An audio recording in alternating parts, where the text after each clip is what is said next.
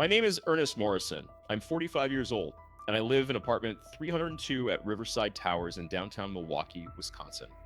For the last 3 years, I've worked the overnight shift at St. Mary's Hospital as a custodial supervisor, which means my Sundays are sacred. That's my one full day off, the only morning I get to sleep past 6 a.m., drink coffee that isn't from a thermos, and exist like a normal human being instead of a ghost moving through fluorescent lit hallways while the rest of the world dreams. Every Sunday around 10:30 a.m., I'd shuffle out to grab my mail and the newspaper. Yes, I'm one of 7 people under 60 who still gets the physical Sunday paper delivered, and that's when I'd see her. Mrs. Rosario Martinez from apartment 301, right across the hall. She'd be standing at her door in her pink bathrobe with the floral pattern, white hair and curlers, watering the single potted geranium she kept on a small table by her doorway.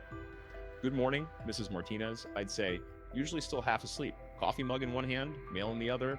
Good morning, Ernest. She'd reply in that soft, accented voice. She'd immigrated from Puerto Rico in 1967, married a factory worker named Miguel who died 15 years ago, raised 2 sons in that same apartment. How are you doing today? I'd ask, not because I was particularly invested in the answer, honestly, but because that's what decent people do. You see your elderly neighbor, you ask how they're doing. Basic human decency. Takes 5 seconds. I'm well, thank you. And you can't complain, Mrs. Martinez. You have a good day now. You too, dear. And that was it. Every Sunday. Same exchange. Maybe 45 seconds total. Sometimes I'd help her carry her garbage to the chute if I saw her struggling with the bag. Twice I'd helped her change a light bulb she couldn't reach. Once I'd knocked on her door when I heard her smoke alarm beeping and replaced the battery for her. Small things, neighborly things, nothing special. I never thought much about it. Then, 3 months ago, I came home from my shift at 7:30 a.m. on a Tuesday morning and saw an ambulance parked outside Riverside Towers, lights flashing but no siren. I felt that cold drop in my stomach you get when emergency vehicles show up at your building and you start doing mental math. Who's old? Who's sick? Who haven't I seen lately? I took the elevator up to the 3rd floor and saw EMTs wheeling a gurney down the hallway. Mrs. Martinez's door was open. I could see inside furniture I'd glimpsed 100 times but never really noticed. Family photos on the walls. That old floral couch, the smell of menthol, and old books drifting out. The gurney passed me. Mrs. Martinez was on. Oxygen mask over her face, eyes closed. She looked so small.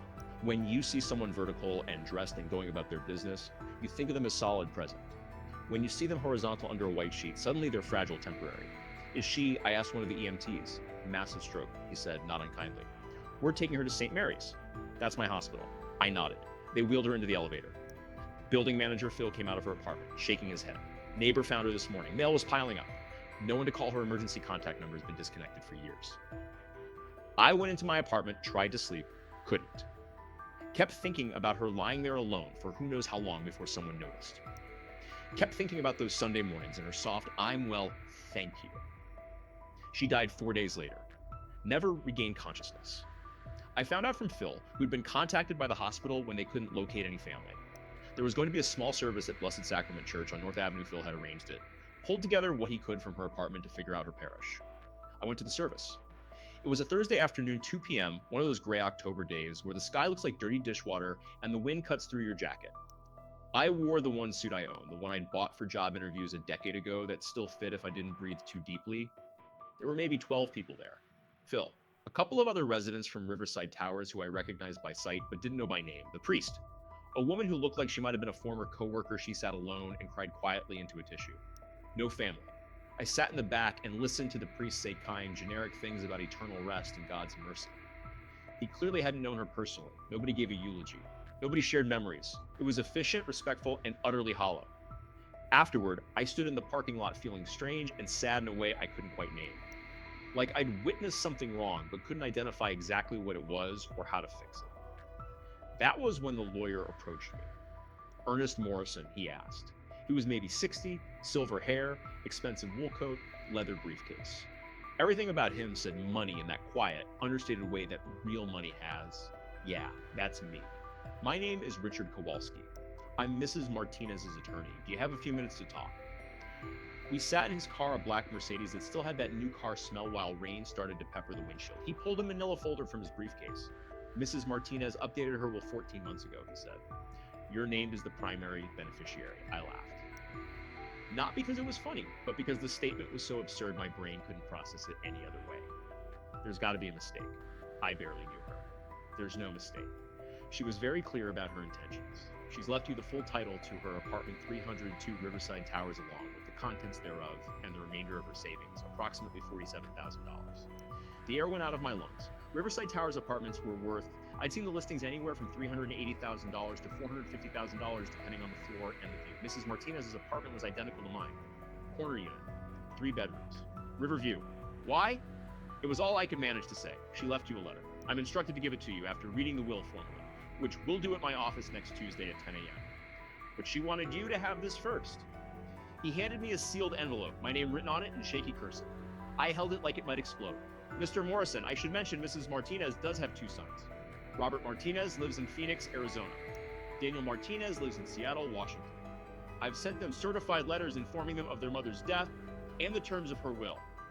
They have the right to contest, though based on the documentation, it's ironclad. She was of completely sound mind when she made these changes. Did she leave them anything? He glanced at his folder. She left each of them a single item. Robert receives a photograph of the family from 1985. Daniel receives his father's wedding ring. That's all. Jesus. I went home and sat at my kitchen table for an hour, staring at the envelope. Finally, I opened it. The letter was 3 pages, handwritten on lined paper, the kind you'd buy at a drugstore. Her handwriting was shaky but legible. Dear Ernest, if you're reading this, I'm gone.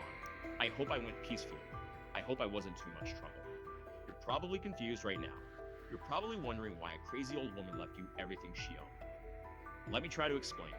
I've lived in apartment 301 for 43 years. My husband Miguel and I moved there in 1979 when he got his job at the Harley-Davidson plant. We raised our boys there, Robert and Daniel. They had good childhoods. We weren't rich, but we had enough. We had love.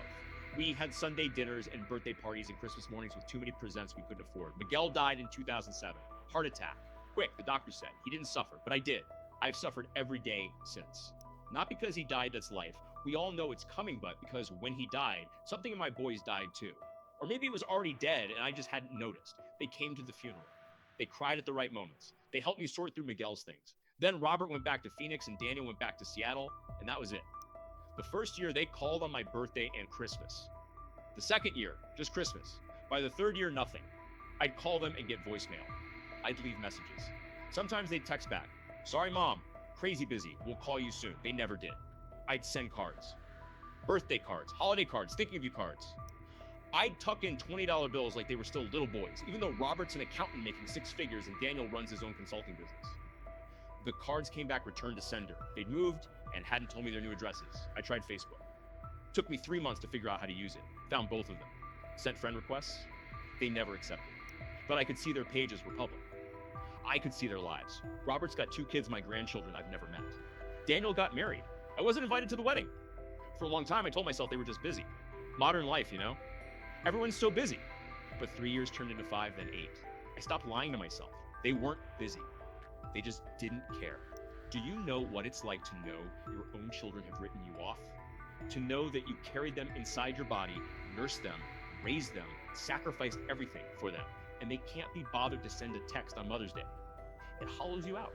You become a ghost in your own life. I spent those years alone, really alone. I'd go weeks without speaking to another human being except the grocery store cashier and the mail carrier. I'd watch TV with the volume up loud just to hear voices. I'd leave the radio on all night because silence made the apartment feel like a tomb. Then you moved in. 3 years ago, October. That first Sunday you said hello. I almost didn't respond. I'd gotten used to being invisible. But you smiled and asked how I was doing, and something in me cracked open. The next Sunday you said hello again. And the Sunday after that. Every single Sunday for 3 years, Ernest. You never missed one, even when you looked exhausted, even when you were clearly in a hurry. You always stopped. You always asked. You always listened. You don't know this, but I lived for Sundays. I'd wake up early and make coffee and put on my bathrobe and water my geranium and wait for you. Those 45 seconds talking to you were the only real human connection I had in my entire week. You helped me with my garbage. You changed my light bulbs. You replaced my smoke alarm battery. You didn't have to do any of that. You did it because you're a kind person. My sons couldn't be bothered to call me once a month. A stranger checked on me every week, so I'm leaving you my apartment. Not because you need it, though. I hope it helps you. I hope it changes your life the way you changed mine, but because you deserve it. You showed up. You cared. You saw me when the rest of the world had forgotten I existed. Robert and Daniel will be angry. They'll say it's not fair. They'll say they're my blood. But blood doesn't mean anything if it never shows up. You were my family, Ernest. You were my son in all the ways that mattered. Thank you. Thank you for seeing me. Thank you for those Sundays. With all my love, Rosario Martinez. I don't know how long I sat there crying. Long enough that the paper got wet from my tears and some of the ink smudged. Long enough that my ribs hurt and my eyes burned, and I felt like I'd been hit by a truck. I kept thinking about her waiting for me. Every Sunday. Looking forward to 45 seconds of conversation the way I look forward to weekends or vacations. 45 seconds that cost me nothing but meant everything to her. I thought about her sons. About how easy it would have been for them to call. How little effort it would have taken to stay in her life. How they'd chosen not to. Over and over for 8 years. I thought about how many lonely people there are in the world. How many Mrs. Martinez's living in apartments and houses and nursing homes, invisible, forgotten, waiting for someone to see them. The formal reading of the will was the following Tuesday at Kowalski's office downtown. Glass and steel building, views of the Milwaukee River, conference room with leather chairs that probably cost more than my monthly rent. I showed up at 9:45 a.m. Kowalski was already there, setting up documents. At 9:58 a.m., 2 men walked into the conference room. I recognized them immediately from the photos in Mrs. Martinez's apartment. Robert and Daniel. Both in their late 40s, both an expensive business casual, both with that particular kind of tight-jawed anger that comes from people who feel entitled to something they're about to lose. Robert saw me first. Who the hell are you? Ernest Morrison. I live across the hall from your mother. Lived across the hall. The neighbor? Daniel's voice was sharp. This is the guy? Kowalski intervened smoothly. Gentlemen, please sit down. We're here to execute Mrs. Martinez's last will and testament. I understand this is emotional, but I asked that we proceed professionally. They sat, both staring at me like I'd murdered someone. Kowalski read through the legal language, all the being of sound mind and hereby bequeathed, formalities, and then got to the specifics. To my son, Robert Anthony Martinez, I leave the family photograph taken at Cedar Lake in July of 1985. Robert's face went red. A photograph, that's it. To my son, Daniel Miguel Martinez, I leave his father's wedding ring, currently held in my jewelry box. Daniel slammed his hand on the table. This is insane. She was clearly mentally incompetent. We're contesting this. Kowalski didn't flinch. You're welcome to try. I have extensive documentation of your mother's mental competency, including evaluations from her primary care physician and a psychiatric assessment specifically requested to ensure this will would be uncontestable. She knew exactly what she was doing. Why? Robert's voice cracked. Why would she do this? We're her sons. I spoke for the first time. When's the last time you visited her? Silence. When's the last time you called her? More silence. She had a stroke, I said quietly. She was alone in her apartment for probably 12 hours before someone found her. The hospital couldn't reach either of you because your contact information was 8 years out of date. She died surrounded by strangers. Where were you? You don't know anything about our relationship with our mother, Daniel said, but his voice had lost its edge. He sounded defensive now, exposed. I know she waited every Sunday to talk to me for 45 seconds. I know that was the highlight of her week. I know she watched your lives on Facebook because you wouldn't let her be part of it. I know she died alone because you couldn't be bothered to show up.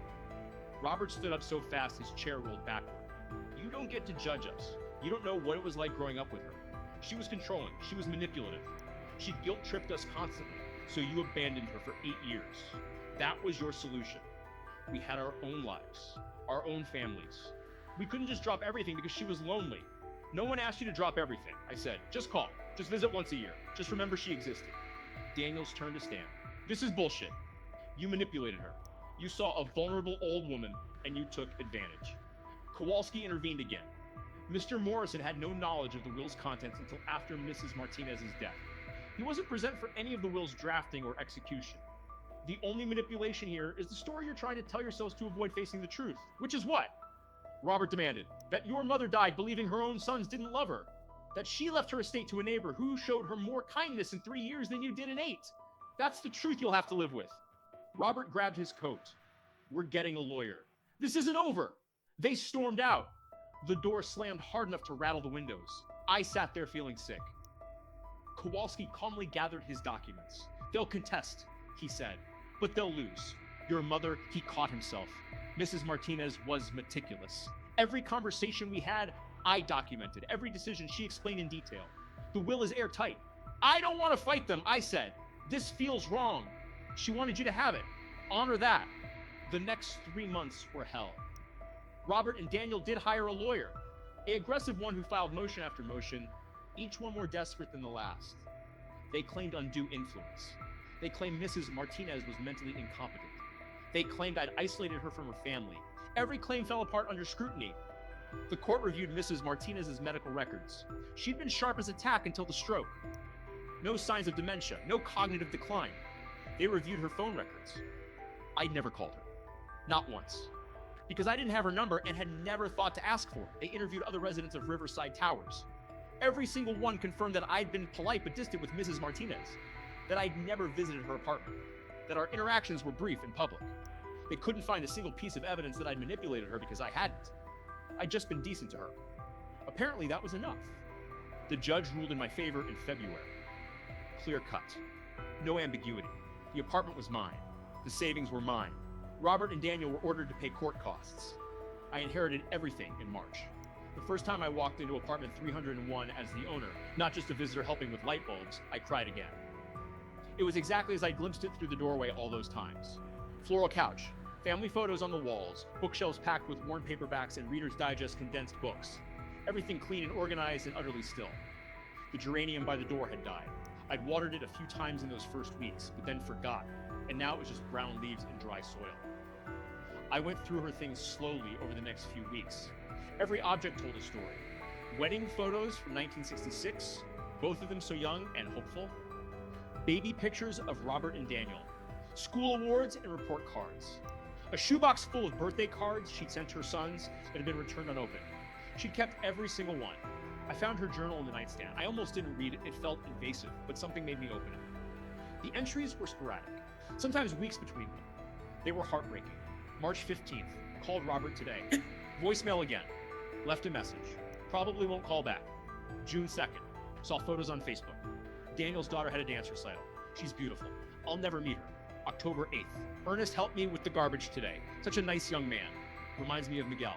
December 25th, Christmas. No calls. Watched old movies and pretended I wasn't alone. The Sunday entries, though, those were different.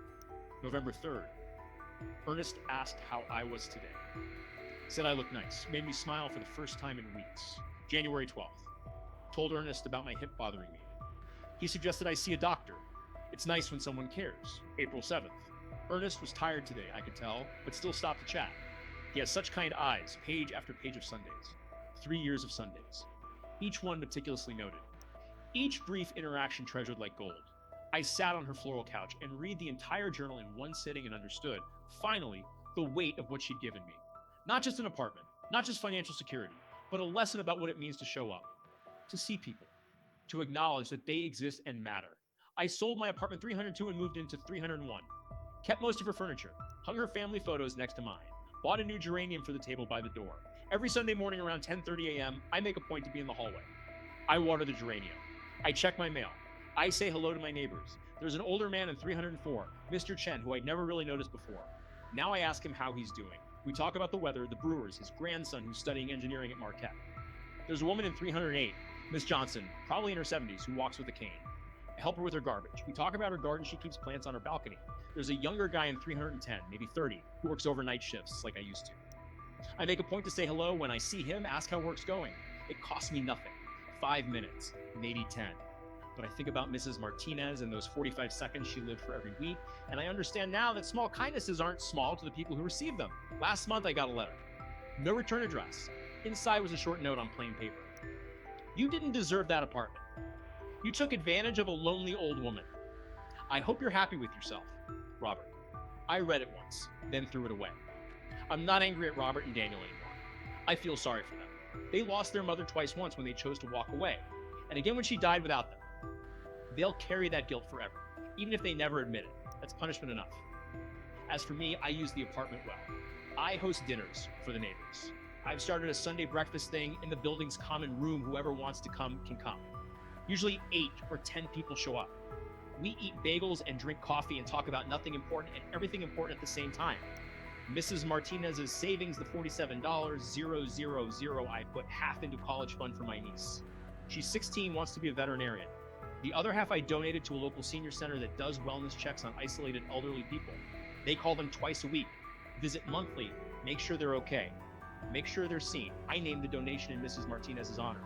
It's Sunday morning now, 10:25 a.m. I'm standing by my door watering the geranium. It's thriving bright red flowers, healthy green leaves. Mr. Chen comes out of 304 with his newspaper. Morning, Ernest. Morning, Mr. Chen. How are you doing today? Can't complain. Granson's coming to visit next weekend. Pretty excited about that. That's great. You have a good day now. You too. He walks to the elevator. I watch him go, and I think about Mrs. Martinez standing in this exact spot 3 years ago, watering her geranium, waiting for me to walk out of my apartment and ask how she was doing. I think about how little it took to mean everything to her. I think about how many people in this building, in this city, in this world are waiting for someone to see them. I water the flowers. I check my mail. I see my neighbors. It's not much, but it's everything. My name is Ernest Morrison. I'm 45 years old, and I inherited more than an apartment from Mrs. Rosario Martinez. I inherited a lesson about what it means to be human. I hope I'm doing her proud.